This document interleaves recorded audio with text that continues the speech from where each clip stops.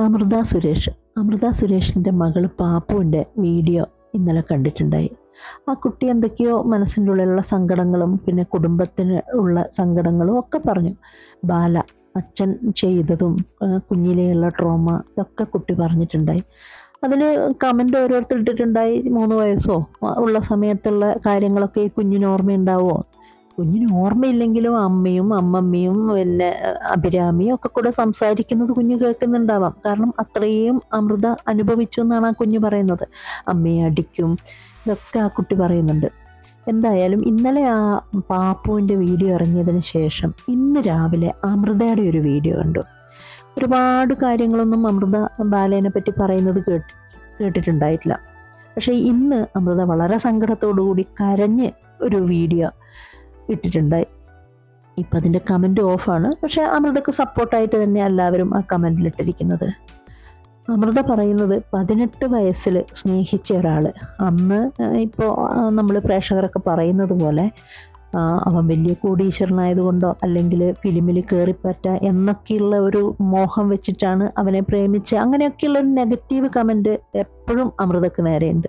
പക്ഷെ അവൾ പറയുന്നത് പോലെ വെറും 18 വയസ്സിൽ സ്നേഹം പറഞ്ഞ ഒരാൾ, അയാളോട് വളരെ സ്നേഹമായിരുന്നു. ആ ഒരു സ്നേഹത്തിൻ്റെ ഇതിൽ മാത്രം അച്ഛനും അമ്മയും എതിർത്തിട്ടും ഈ ഒരു കല്യാണത്തിലേക്ക് പോയി. പക്ഷേ ബാല ഭയങ്കര കുടിയായിരുന്നു. കുടിച്ച് അമൃതയെ എനിക്ക് തോന്നുന്നത് വളരെ ഉപദ്രവിക്കുമായിരുന്നു. അമൃതയെ ഓരോ മൂലയിലും ചോര തുപ്പി കിടന്ന ദിവസങ്ങൾ ഉണ്ടായിട്ടുണ്ട്. അതിന് കോടതിയിൽ സെർവൻസും ഡ്രൈവറും ഒക്കെ സാക്ഷി പറഞ്ഞിട്ടുണ്ട്.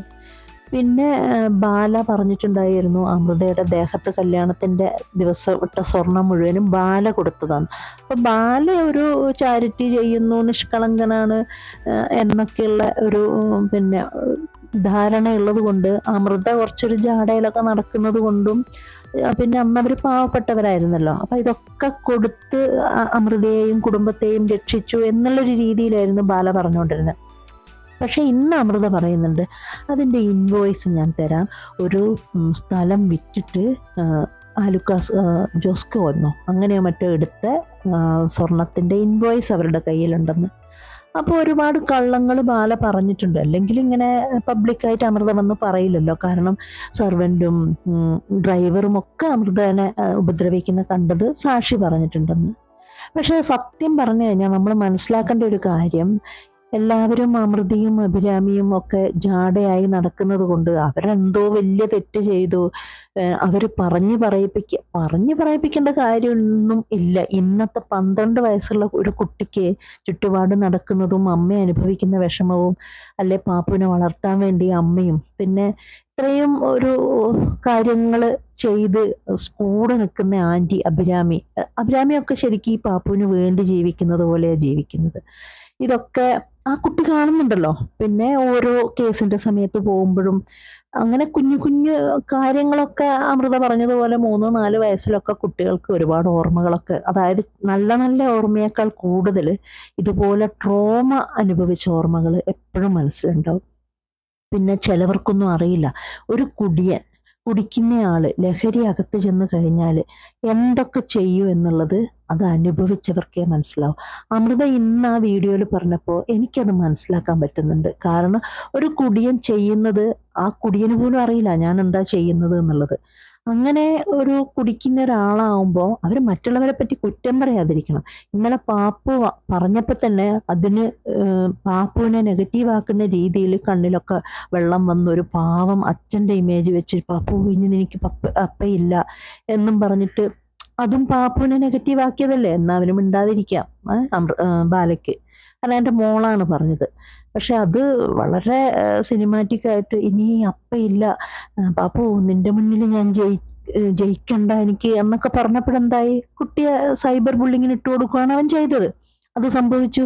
കുട്ടിക്കെതിരെ ഭയങ്കരമായ സൈബർ അറ്റാക്ക് ഉണ്ടായെന്ന് അമൃത പറയുന്നത്. ആ മോള് വേദനിച്ചപ്പോഴാണ് അമൃത ഒരു വീഡിയോ ആയിട്ട് വന്നത്. എന്തായാലും ആ കുടുംബത്തിൽ എല്ലാവരും എല്ലാ നിമിഷവും നേറി തന്നെയാണ് ജീവിക്കുന്നത്. പിന്നെ ബാലയുടെ കോടികൾ പറ്റിച്ചു, ഗോപി സുന്ദറിന്റെ കോടികൾ പറ്റിച്ചു. പക്ഷെ അമൃത പറഞ്ഞൊരു വീടെടുക്കാൻ വേണ്ടി പോലും അഭിരാമിയും അമൃതയും കൂടി കഷ്ടപ്പെട്ട് ഓടി നടക്കുക. എന്തായാലും 34 വയസ്സുള്ള ഒരു പെൺകുട്ടിയെ ഈ ജീവിതത്തിൽ അനുഭവിക്കേണ്ടതായ ഒരുപാട് കാര്യങ്ങൾ അനുഭവിച്ചതായിട്ടാണ് എനിക്ക് തോന്നുന്നത്. എനിക്ക് എന്തുകൊണ്ടോ അമൃതയുടെ വാക്കുകളിലാണ് സത്യം എന്ന് എനിക്കൊരു തോന്നല്. ആണെന്ന് തന്നെയാണ് എനിക്ക് തോന്നുന്നത്. എന്തായാലും അമൃത ഇടയിൽ വെച്ചിട്ട് ആ ഒരു ഗോപി സുന്ദറുമായിട്ടുള്ള ബന്ധമാണ് എനിക്ക് തോന്നുന്നത് സോഷ്യൽ മീഡിയയിൽ കുറച്ചും കൂടി അമൃതേനെ കുറ്റം പറയാനുള്ള കാര്യം. 14 വർഷമായിട്ട് അങ്ങനെ ഒറ്റയായി ജീവിക്കുമ്പോൾ ഒരു സ്നേഹം കിട്ടിയപ്പോൾ ആ പെൺകുട്ടി അതിലേക്ക് വീണു പോയതായിരിക്കാം. അവിടെയും ദൈവം ആ കുട്ടിയെ ചതിച്ചു. അതുകൊണ്ട് തന്നെ എനിക്ക് കൂടുതൽ പ്രശ്നങ്ങളിലേക്ക് പോവണ്ട എന്നുള്ള രീതിയിൽ ആ പെൺകുട്ടി അതിൽ നിന്ന് പിന്മാറി. ഇപ്പോഴും സ്വന്തം മകൾക്ക് വേണ്ടി ഓടിക്കൊണ്ടിരിക്കുന്ന ആ പെൺകുട്ടി ആ സ്വർണം പോലും ബാല കൊടുത്തില്ല എന്ന് പറയുന്നുണ്ട്. കൂടാതെ കോടതിയിൽ മകൾക്ക് ഉള്ള കല്യാണത്തിനുള്ള ഒരു പൈസ പോലും തരില്ല എന്ന് എഴുതി വെച്ചതിന് ശേഷമാണ് പാപ്പുവിനെ വിട്ടുകൊടുത്തതെന്ന്. അപ്പൊ ഈ ബാല ചെയ്യുന്ന ചാരിറ്റി ഒക്കെ സത്യമാണോ? സ്വന്തം രക്തത്തിൽ പിറന്ന ഒരു കുട്ടി മാത്രമേ ഉള്ളൂ ബാലക്ക് അച്ഛ എന്ന് വിളിക്കാനും ആ ഒരു അച്ഛന്റെ സ്ഥാനത്ത്. അപ്പൊ ഇത്രയും സ്വത്തും പണവും ഒക്കെ ഉള്ള ഒരാള് സ്വന്തം കുട്ടിക്ക് കല്യാണത്തിന് പോലും വർഷങ്ങൾ കഴിഞ്ഞാലുണ്ടാവുന്നതാ അതുപോലും കൊടുക്കില്ല എന്ന് എഴുതി വെച്ചിട്ടാണ് ആ കുട്ടീനെ അമൃതക്ക് കൊടുത്തത്. അമൃത കൈവിട്ടില്ലല്ലോ.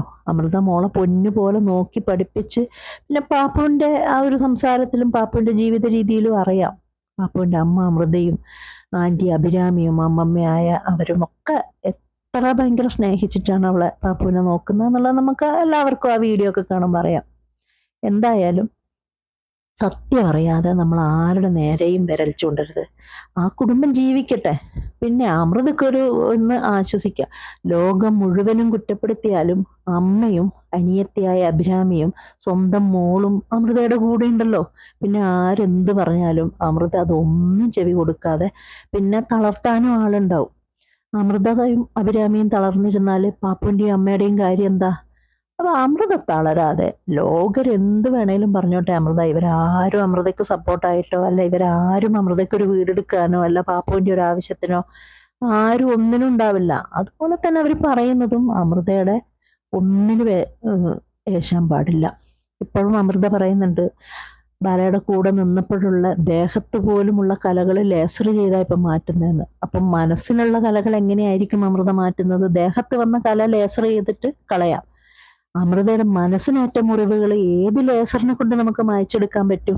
സത്യമല്ലേ?